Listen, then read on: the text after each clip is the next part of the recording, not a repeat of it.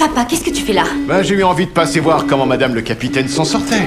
Ça fait des jours que j'essaie de te joindre. Je suis désolée, j'ai été très occupée et je dois y aller, mais tu peux m'attendre ici si tu veux. Bien sûr, championne. Hé, fonce, capitaine. Bien que son père lui ait souhaité bonne chance, son ton était plein de sarcasme. Mais ce que Maya n'avait pas prévu, c'est que lorsqu'elle est arrivée sur les lieux de l'incendie avec son équipe, son père l'avait suivi. Maya lui a demandé ce qu'il voulait. Son père a ricané, scrutant sa fille commandante avec un regard plein de doute. Pour ne pas perturber son travail, Maya a encore une fois demandé à son père de rentrer l'attendre à la maison. Il est en train d'exploser et toi tu joues au capitaine. Je ne joue à rien du tout, je suis le capitaine. Ta mère a essayé de te monter contre moi. C'est pour ça que tu me traites de cette façon. Écoute, il faut que j'y aille, Non, l'état du boulot. n'ose pas le ton avec moi, jeune fille.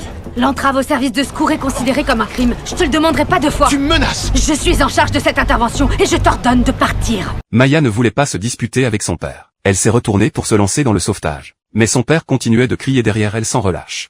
T'es obligé de demander à tes gros bras de te défendre, Non, madame le papa, capitaine. je n'ai besoin de personne. Je suis capable de gagner mes médailles d'or toute seule, contrairement à toi qui as eu besoin de ta fille. Après avoir terminé son travail, Maya se tenait seule devant le miroir, repensant aux années de contrôle psychologique qu'elle avait subies. Ses yeux étaient embués de larmes, mais son regard restait déterminé. Elle a pris les ciseaux avec résolution, et a coupé ses longs cheveux sans hésiter. Ces ciseaux froids symbolisaient sa rupture définitive avec le passé, et sa libération des chaînes de son père. J'ai été tellement naïve.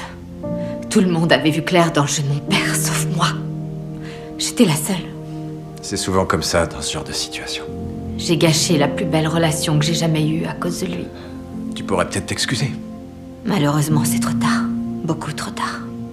Tu serais surprise de voir jusqu'où un « je suis désolé » peut te mener. Je suis désolée, Jack. Tu viens avec nous à la maison sur l'eau? On va tous fêter la chute de ce cher Dixon. Sans moi. Amusez-vous bien. Sympa ta nouvelle coupe.